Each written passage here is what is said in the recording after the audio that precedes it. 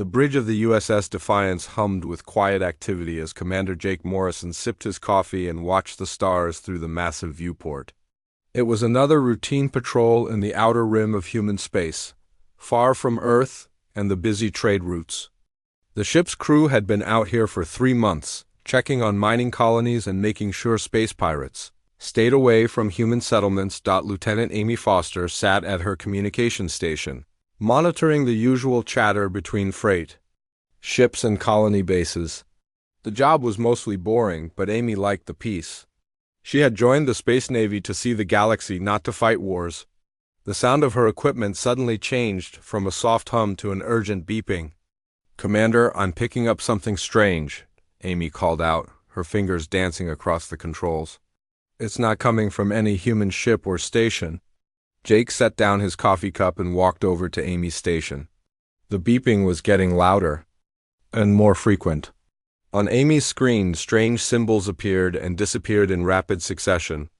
The transmission was weak and filled with static, but there was definitely something there. "Can you clean it up?"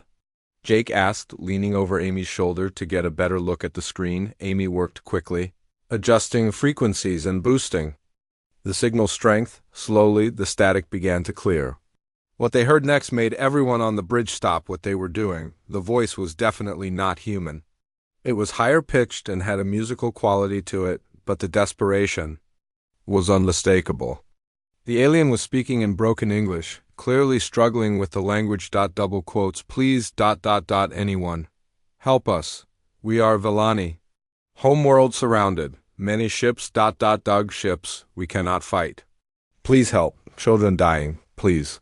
The transmission cut to static again. Jake felt his heart racing.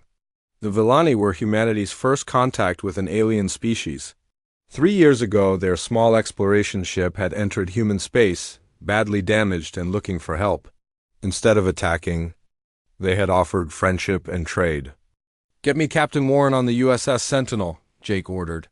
"Priority channel?" Amy's hands flew over her controls. Within minutes, Captain Lisa Warren's face appeared on the main screen. Lisa was a veteran officer with 20 years in the space Navy. She commanded the USS Sentinel, a heavy cruiser that patrolled the same sector as the Defiance. "Jake, what's the emergency?" Lisa asked, her expression serious. "We just received a distress call from the Villani. Their homeworld is under attack. Listen to this." Jake nodded to Amy, who played the recording. Lisa's face grew darker as she listened. The Villani had been nothing but helpful to humanity. They had shared their star maps, taught humans about other alien species, and even helped establish trade routes that made several human colonies very wealthy. They were peaceful people who had never shown any aggression toward anyone. "Do we know who's attacking them?" Lisa asked. Chief Analyst Ben Cooper, a young man who had joined the Defiance straight from the academy, looked up from his station. "Based on the Villani's description of big ships, I think it might be the Krex Empire. Intelligence reports say they've been expanding into this sector." Jake nodded grimly. The Krex were bad news. They were a warrior species that conquered other planets for fun. They had wiped out at least 6 different alien civilizations in the past 50 years. Their ships were huge, their weapons were powerful, and they never showed mercy to anyone. "How long do you think the Villani have?" Lisa asked. Ben checked his computer. "From what we know about Krex tactics, they like to surround a planet and demand surrender. If the planet refuses, they start bombing. The Villani message mentioned their world was already surrounded, so maybe a few days at most." Amy suddenly straightened up at her station. "Commander, I'm getting another transmission from the Villani. This one is clearer." The voice that came through the speakers was different from the first one, but just as desperate. This alien spoke better English, probably because they had more time to learn it. "Human friends, this is Villani Defense Commander Kelter. Our homeworld of Villani Prime is surrounded by 200 Krex warships. We have only 30 ships, and most are civilian transports. We cannot fight them. Our children, our families, they will all die if the Krex attack. We helped you when you needed star maps. We shared our knowledge of safe space routes. Please, can you help us now? We do not want to die." The transmission ended, leaving the bridge in complete silence. Jake looked around at his crew. These were good people who had signed up to protect human colonies and fight pirates. None of them had expected to face a decision like this. "Sir," Amy said quietly, "should I try to contact Earth Command?" Jake nodded. "Get me Admiral Susan Clark." Emergency. Priority. It took almost an hour to establish contact with Earth Command. Admiral Clark was in her office on Luna Station, the military headquarters orbiting Earth's moon. She was an older woman with gray hair and sharp eyes who had been in the Space Navy for 30 years. "Commander Morrison, I received your preliminary report. Play me the Villani transmission." Jake had Amy play both messages. Admiral Clark listened without saying a word, her expression growing more serious with each second. "Admiral, what are your orders?" Jake asked when the recordings finished. Clark was quiet for a long moment. "The Villani were our first alien friends. When we met them, we were still afraid that every alien species would be hostile. They showed us that the galaxy had peaceful peoples too. They shared their knowledge freely and asked for nothing in return except friendship. But sir, the Kreks have over 200 ships. Even if we sent our entire fleet, we'd be outnumbered." "Maybe," Clark said, "but numbers aren't everything. The Kreks have been bullying smaller species for decades because no one has ever stood up to them. Maybe it's time someone did." Jake felt a chill run down his spine. "Are you saying we should fight them?" "I'm saying we should help our friends. Send out a general fleet alert. Every available ship is to report to the rally point near Jupiter. We're going to show the Kreks what happens when they threaten our allies." Lisa Warren's voice came through the communication system. "Admiral, with respect, this could mean war with the Kreks Empire. They're one of the most powerful military forces in this part of the galaxy. Captain Warren, 3 years ago the Villani could have passed by our space and ignored us. Instead, they stopped to help when they saw we were struggling to map safe hyperspace routes. They didn't ask for payment or treaties. They just helped because it was the right thing to do. Now they're asking for our help. Are we going to abandon them?" Jake looked around his bridge. His crew was listening to every word. Amy had tears in her eyes. Ben was clenching his fists. Even the usually calm navigation officer, Lieutenant Pete Johnson, looked angry. "No, sir," Jake said firmly. "We're not going to abandon them." "Good. All ships are to proceed to the Jupiter rally point immediately. We'll show the galaxy that humanity stands by its friends no matter the cost." As the transmission ended, Jake turned to his crew. "You heard the Admiral." "Pete, set course for Jupiter, maximum speed." "Amy, send a message to the Villani. Tell them help is coming." Amy wiped her eyes and began typing. "What should I say, sir?" "Tell them that humanity remembers our friends. Tell them we're coming and we're bringing everything we have."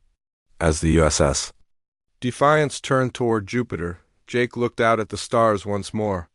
Somewhere out there, an entire species was facing extinction, but they wouldn't face it alone. Humanity was coming, and they would learn what it meant to have human friends. The space around Jupiter had never seen anything like it. Ships were arriving from every corner of human space, creating the largest fleet humanity had ever assembled. Captain Ryan Hayes stood on the bridge of the USS Liberty, watching through the viewport as more vessels dropped out of hyperspace every few minutes. "Sir, we now have 412 ships in formation," reported Navigator Kelly Brooks from her station. She was a young officer who had graduated at the top of her class from the Naval Academy. "More are still arriving from the outer colonies," Ryan nodded, still amazed by the sight. There were massive battleships that could level entire cities, fast destroyers built for hit-and-run attacks, and hundreds of smaller ships that formed the backbone of the human fleet.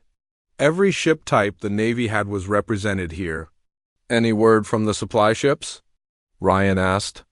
Captain Martinez on the USS Horizon reports that ammunition and fuel distribution is ahead of schedule, Kelly replied. "The crew chief's estimate will be ready to depart in 6 hours." The USS Liberty was one of the newest ships in the fleet. A heavy battlecruiser equipped with the latest human technology. Ryan had been commanding her for only 8 months, but his crew was experienced and well-trained. They had served together on Ryan's previous ship, the USS Ranger. Before transferring to the Liberty on the medical ship USS Mercy, Dr. Patricia Young was working around the clock to prepare for what was coming. The Mercy was a converted civilian hospital ship painted white with red crosses to mark it as a medical vessel. Patricia had been a Navy doctor for 15 years and had seen combat before, but never anything like this. "Dr. Young, the surgical bays are ready," reported Nurse. "Commander Tony Clark. We have enough medical supplies for 2,000 casualties." Patricia looked up from her tablet where she was reviewing the latest intelligence reports about Krek's weapons. "Make that 3,000. I have a feeling we're going to need it." The Kreks used energy weapons that burned through armor and flesh. Alike, their favorite tactic was to disable enemy ships and then board them, killing the crew in hand-to-hand combat. Patricia had studied every medical report from species that had fought the Kreks. The results were not encouraging. "Doctor, are you really sure about this?" asked Dr. Mike Torres, a young surgeon who had joined the Navy only 2 years ago. "The reports say no one has ever beaten the Kreks in a major battle." Patricia set down her tablet and looked at Mike. "The Villani saved my brother's life. He was on a survey mission that got lost in an asteroid field. The Villani found him and brought him to safety. They didn't ask for anything in return. Now they need our help."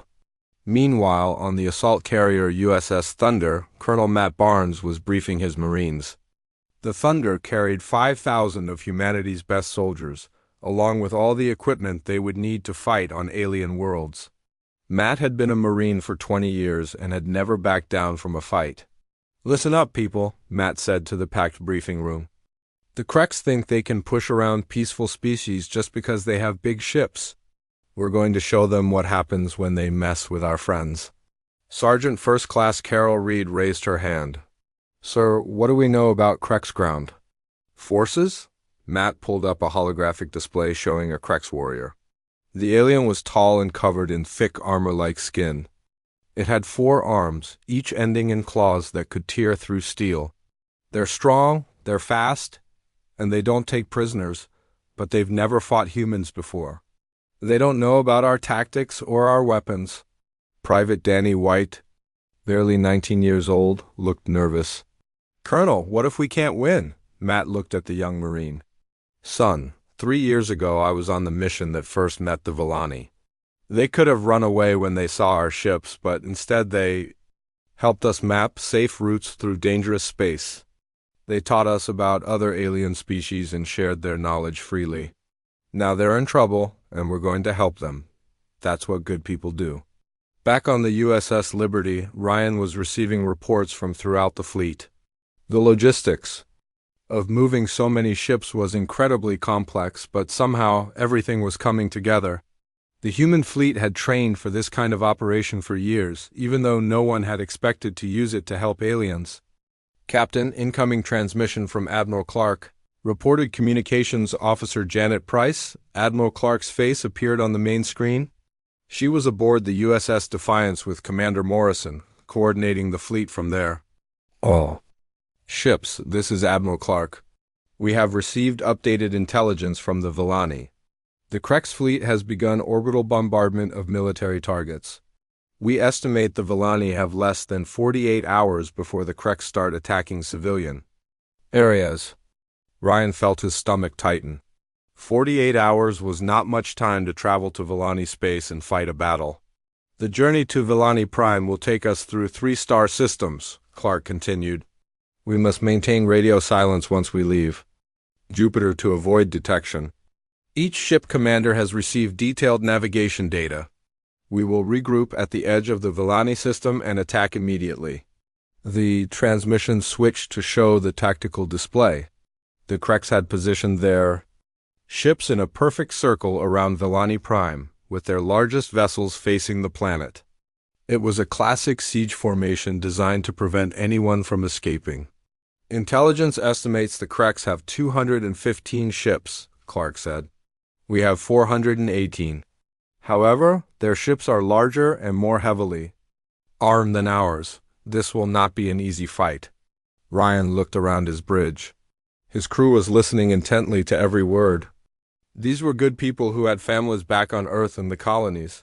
They were risking everything to help a species most of them had never even seen. "Sir," Kelly said quietly, "my parents live on New Texas Colony. They're probably watching the news right now, wondering if their daughter is going to come home." "We're all going to come home," Ryan said firmly. "And we're going to bring our Villani friends with us." Throughout the fleet, similar conversations were taking place. On the destroyer USS Falcon, Captain Nick Anderson was talking to his crew about the importance of protecting peaceful species. On the supply ship USS Cargo, Captain Helen Murphy was making sure every ship had enough ammunition for a long battle. The most important ship in the fleet was the USS Defiance, where Admiral Clark was coordinating everything. Commander Morrison had turned his ship into a mobile command center with communication equipment that could talk to every ship in the fleet simultaneously. "Amy, any more messages from the Villani?" Morrison asked. Lieutenant Foster checked her. "Equipment, yes, sir. They're trying to evacuate their children to underground shelters, but the Kreks are jamming their communications. They're having trouble coordinating the evacuation." Morrison clenched his fists. The thought of alien children hiding in shelters while their world was being bombed made him angry. "Send a message to the Villani. Tell them to hold on. Tell them humanity is coming." As the last ships arrived at the rally point, Admiral Clark gave the order that would change everything. "All ships, this is Admiral Clark. Execute departure sequence. We're going to show the galaxy that humanity protects its friends." One by one, the ships of the human fleet activated their hyperspace drives. The space around Jupiter lit up with hundreds of bright flashes as the largest military force in human history disappeared into hyperspace, heading toward a battle that would determine the fate of two species. In the silence that followed, only the automated navigation beacons remained, faithfully broadcasting their signals to empty space. The human fleet was gone, racing toward a confrontation that would echo throughout the galaxy for generations to come. War leader Thakmer stood on the command deck of his flagship, the Bloodfang, watching the orbital bombardment of Villani Prime with satisfaction. The massive Krex dreadnought was the largest ship in their fleet, equipped with weapons that could crack a planet's surface. Around him, his officers worked at their stations, coordinating the systematic destruction of Villani military installations. "War leader, the Villani defense platforms have been neutralized," reported Subcommander Vextal, his voice carrying the typical Krex pride in destruction. "Their pathetic fleet is hiding behind their moon, afraid to come out and fight." Thakmar S. Four Arms gestured dismissively. The Krex were a warrior species that stood nearly 8 feet tall, with thick skin that could stop most projectile weapons. Their culture was built around conquest and the belief that might made right. They had been expanding their empire for 3 centuries, crushing every species that dared to resist them. "Of course they hide," Thakmar growled. "The Villani are weak, like all peaceful species. They build pretty cities and make art, but they cannot fight. Soon we will add their world to our empire." The Krex had perfected the art of planetary conquest. They would surround a world with their fleet, destroy all military targets, and then demand surrender. If the planet refused, they would begin bombing civilian areas until the population gave up. It was a strategy that had worked on dozens of worlds. "War leader, we are receiving a transmission from the Villani government," reported Communications Officer Gregtal from his station. "They are requesting terms for surrender?" Thakmar laughed, a harsh sound that echoed through the command deck. "Already? We have barely begun the bombardment. Tell them we will accept nothing less than total submission. Their government will be dissolved, their military disbanded, and their population will serve as workers in our mines." The Krex Empire was built on slave labor from conquered worlds. Peaceful species like the Villani made excellent workers because they rarely tried to rebel. The Krex had enslaved over 50 different alien species, using them to build ships and weapons for further conquests. Suddenly, the ship's alarm system began blaring. Scout Commander Nektar rushed onto the command deck, his expression showing unusual concern. In his hands was a datapad containing the latest intelligence reports. War Leader, our long-range scouts have detected something unexpected, Nektar said, his voice tense. A large fleet is approaching from human space, over 400 ships. Thakmer turned to face the scout commander. The humans were a relatively new species that the Kreks had only recently learned about. Intelligence reports suggested they were primitives who had barely begun exploring their own galaxy. Humans? Thakmer asked, his voice showing amusement rather than concern. What do those primitives want with the Villani? According to our files, the humans made contact with the Villani 3 years ago, Nektar explained. They appear to have some kind of alliance or friendship. Sub-Commander Vextel laughed from his station. The humans think they can challenge US? Their ships are tiny compared to ours. Their weapons are primitive projectile launchers that cannot penetrate our energy shields. Thakmer walked to the tactical display, studying the data about the approaching human fleet. The human ships were indeed smaller than Krek's vessels, and their technology appeared to be several generations behind Krek's standards. Most concerning was their apparent reliance on kinetic weapons rather than energy beams. How many ships do they have? Thakmer asked. 418 at last count, Nektar replied. But War Leader, their ships are much smaller than ours. Even with superior numbers, they cannot match our firepower. Intelligence Officer Zakron approached the group, carrying additional data about human military capabilities. Zakron was one of the few Kreks who believed in studying their enemies carefully before attacking them. War Leader, I have been analyzing human fleet composition, Zakron said carefully. Their formation is unusual. They have many small, fast ships working together rather than relying on large battleships like we do. Thakmer dismissed the concern with a wave of his hand. Numbers mean nothing against superior technology. Our energy shields can deflect their primitive weapons. Our ships are larger, stronger, and better armed. But sir, Zakron continued, the humans have been fighting wars among themselves for thousands of years. They may have developed tactics we are not familiar with.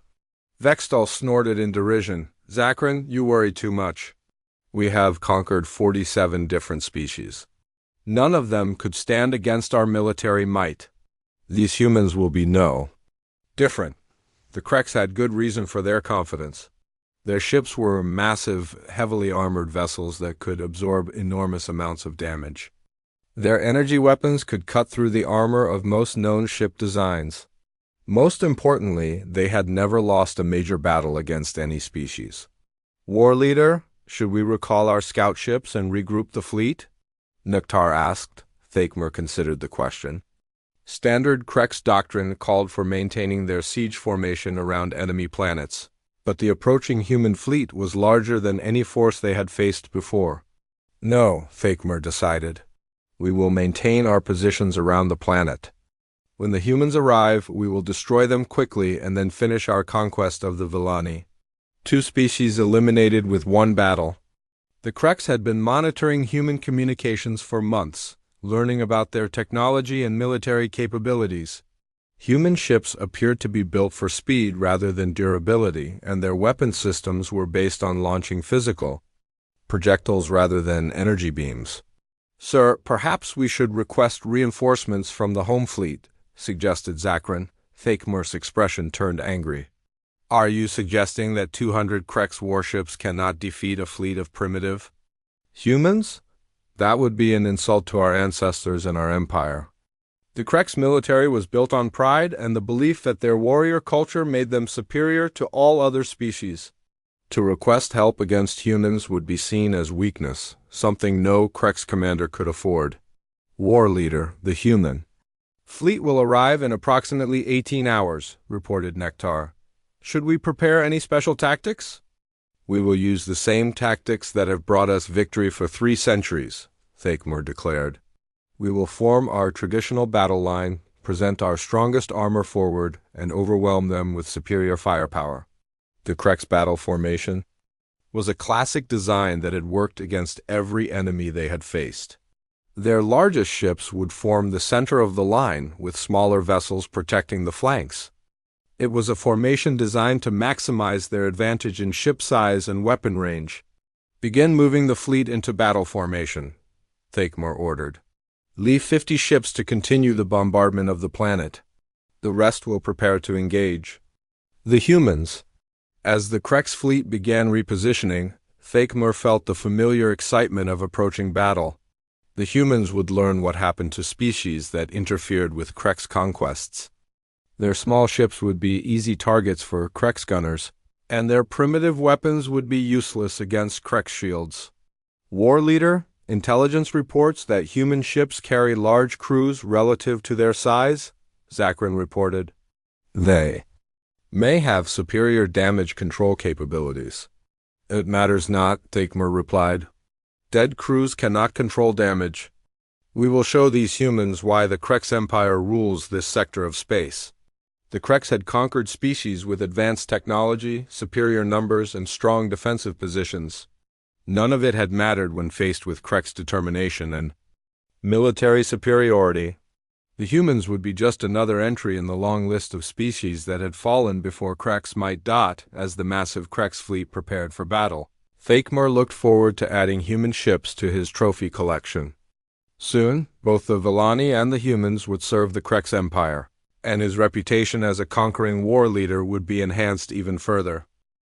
The human fleet dropped out of hyperspace at the edge of the Villani system, and what they saw made every crew member's blood run cold. Villani Prime was surrounded by a massive ring of Krex warships, their dark hulls blocking out the stars. The planet itself showed bright spots where cities were burning from the orbital bombardment. "My God," whispered Captain Ryan Hayes from the bridge of the USS Liberty. "Look at the size of those ships."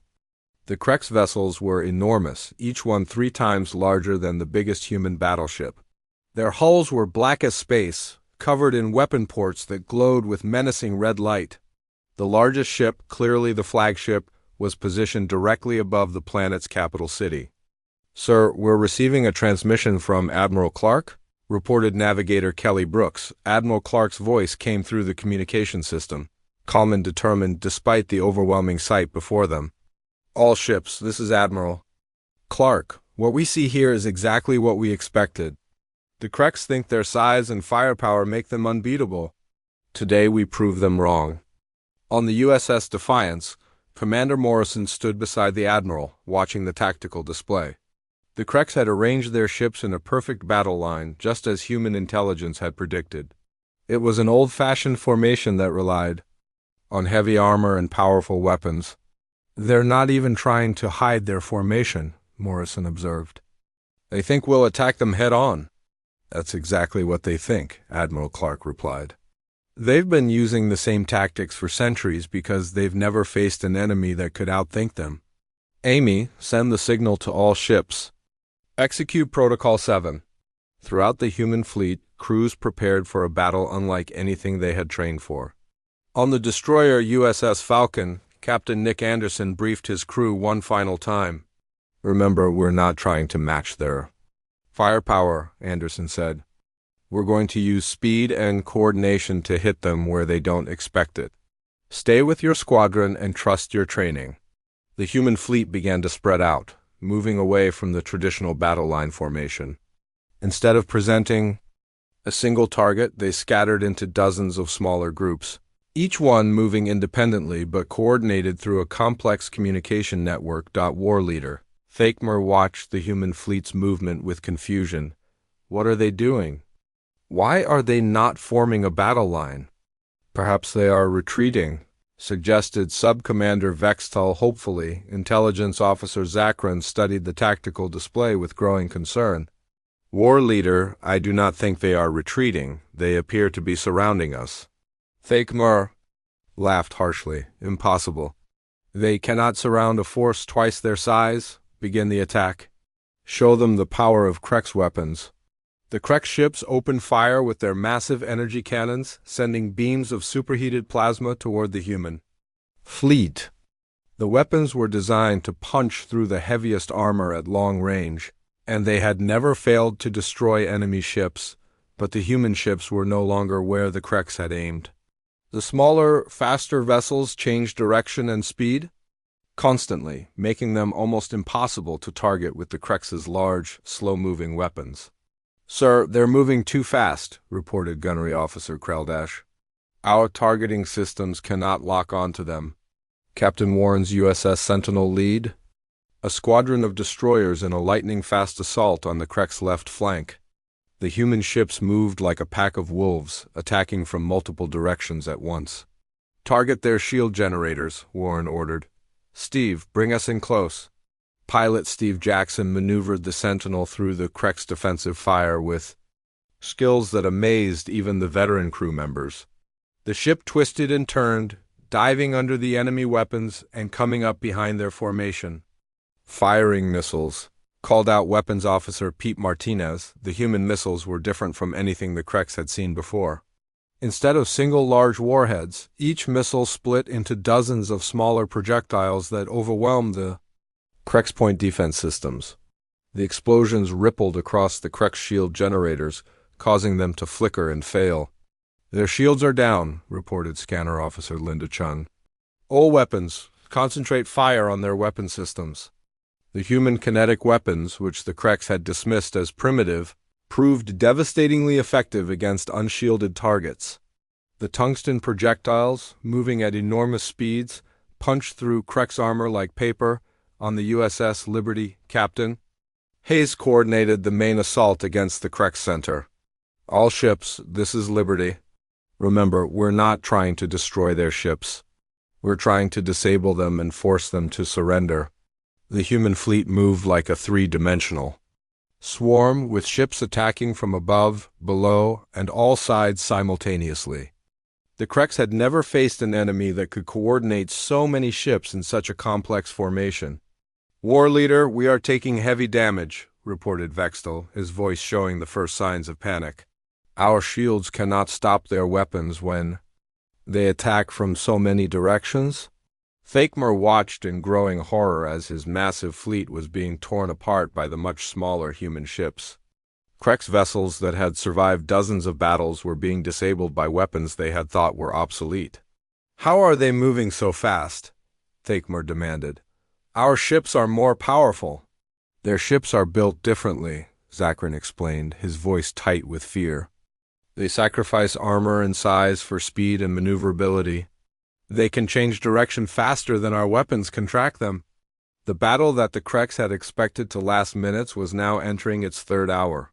Human ships continued to dart in and out of the Krex formation, striking at weak points and disappearing before the Krex could respond. On the medical ship USS Mercy, Dr. Patricia Young worked frantically to save the lives of wounded crew members. The human casualties were surprisingly light, thanks to their superior tactics and the Krex inability to target fast-moving ships. "Doctor, we have 17 wounded coming in from the USS Ranger," reported Nurse Commander Tony Clark.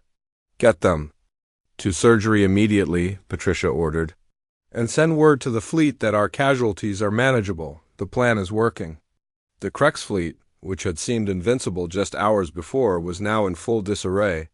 Ships collided with each other as they tried to turn their massive hulls to face the fast-moving human attackers.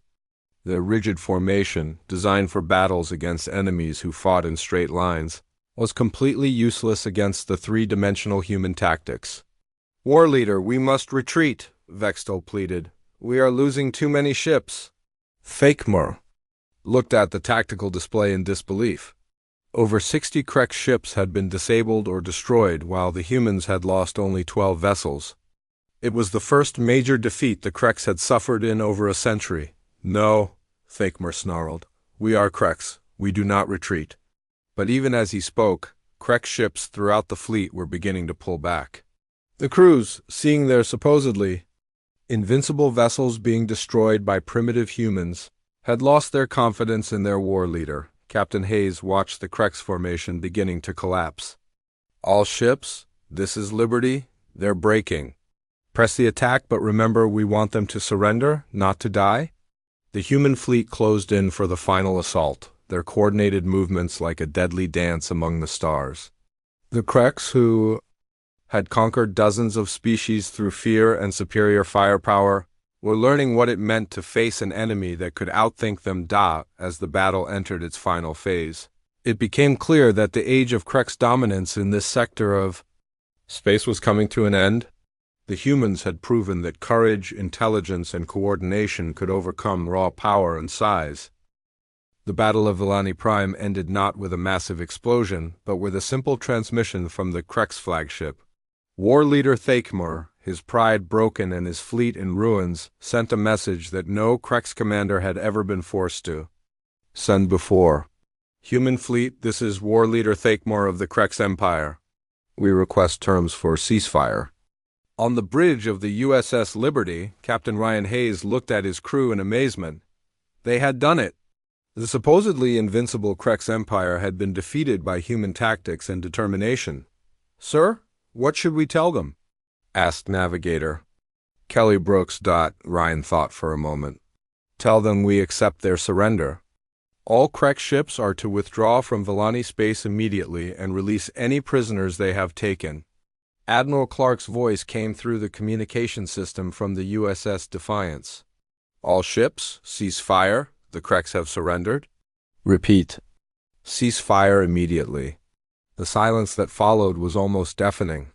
For 6 hours, space had been filled with the sounds of battle weapons firing, ships exploding, and emergency transmissions. Now there was only the quiet hum of ship engines and the soft chatter of communication officers coordinating the ceasefire. Commander Morrison stood beside Admiral Clark, watching the tactical display as Kreks ships began withdrawing from their positions around Valani Prime. "I can hardly believe it worked," he said quietly. "It worked because we didn't try to fight them the way they expected," Clark replied.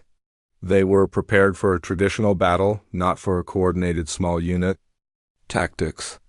The human fleet had lost only 18 ships during the entire battle, while the Kreks had lost over 80 vessels and had another 100 damaged beyond immediate repair.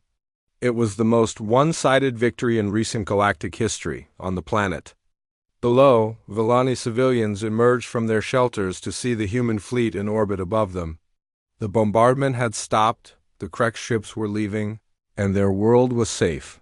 Valani Prime Controller Melthara sent a transmission to the human fleet that brought tears to the eyes of many crew members. Her voice was filled with emotion as she spoke in her musical alien language, with a translation appearing on human screens. "People of Earth, children of humanity, you came when we called? You risked everything for a species not your own. The Valani people will never forget this debt of friendship. Our children will grow up free because of your courage." Throughout the human fleet, crews watched as Valani civilian ships emerged from hiding places throughout their solar system. The aliens had hidden their families and their most precious possessions, expecting the worst. Instead, they found salvation in the form of human warships. Dr. Patricia Young aboard the USS Mercy was treating the last of the human wounded when she received an unexpected request. "Doctor, we're receiving a transmission from a Kreks medical ship. They're asking for permission to treat their wounded." Patricia looked up from her patient, a young pilot who had been injured when his fighter was hit by Kreks fire. "Tell them. Yes, we'll help treat their wounded too. That's what medical personnel do." The sight of human and Kreks medical ships working together was something no one had expected to see. The Kreks, who had been humanity's enemies just hours before, found themselves receiving medical aid from the very people they had tried to destroy. Ken Warren brought the USS Sentinel alongside one of the damaged Kreks vessels to provide assistance. Her crew worked with Kreks engineers to repair critical systems and prevent the ship from exploding. It was a strange sight watching humans and Kreks working side by side. "Steve, take us closer to their engine section," Warren ordered. "They need help with their reactor cooling system." Pilot Steve Jackson carefully maneuvered the Sentinel into position. "Captain, their engineering officer is thanking us for the help. I think they're as surprised as we are." The news of humanity's victory spread quickly throughout the galaxy. Within hours, the human fleet was receiving transmissions from dozens of different alien species, all wanting to establish contact with the people who had defeated the mighty Krex Empire. Lieutenant Amy Foster on the USS Defiance was overwhelmed by the number of incoming messages. "Commander, we're getting communication requests from 17 different species. They all want to talk to Admiral Clark." "Patch them through to the conference room," Morrison replied. "The Admiral will want to hear what they have to say." The messages were similar in nature. Species that had been terrorized by the Krex for decades were reaching out to humanity, offering friendship, trade agreements, and mutual defense pacts. The galaxy, it seemed, had been waiting for someone to stand up to the Krex. One message that particularly interested Admiral Clark came from the Altarian Federation, a group of 12 peaceful species that had been paying tribute to the Krex to avoid conquest. "Admiral Clark of the human fleet, this is Ambassador Zenth of the Altarian Federation. We have watched your victory with great admiration. We would like to discuss the possibility of a mutual defense alliance with humanity." Clark smiled as she listened to the message. "Amy, prepare a response. Tell the ambassador we would be honored to discuss an alliance with the Altarian Federation." The most significant development came when the Krex Empire itself sent a formal diplomatic envoy to negotiate a peace treaty. War leader Thakemore, his pride wounded but his respect for human capabilities now complete, personally came aboard the USS Liberty to meet with human representatives. "Your tactics were unlike anything we have encountered," Thakemore admitted to. "Captain Hayes, we underestimated your species. The Krex Empire wishes to discuss terms for a permanent ceasefire." Ryan looked at the massive Krex warrior, remembering how terrifying these aliens had seemed just days before. "We're willing to talk peace, but the Krex Empire must agree to stop attacking peaceful species." "Agreed," Thakemore said without hesitation. "We have learned that conquest is not the only path to strength. Perhaps it is time for the Krex to learn from others instead of destroying them." The peace negotiations took place on Volani Prime, with representatives from humanity, the Krex Empire, the Volani government, and the Altarian Federation all participating. The resulting treaty became known as the Volani Accords, establishing the first interspecies alliance in galactic history. Under the terms of the agreement, the Krex Empire agreed to stop all aggressive expansion and to release the populations of worlds they had conquered in the past 50 years. In return, humanity agreed to share some of their tactical knowledge and to help the Krex transition from a conquest-based society to one focused on trade and diplomacy. 3 months after the battle, Admiral Clark stood on the observation deck of the new Volani Prime space station, watching human and alien ships working together in the orbital shipyards.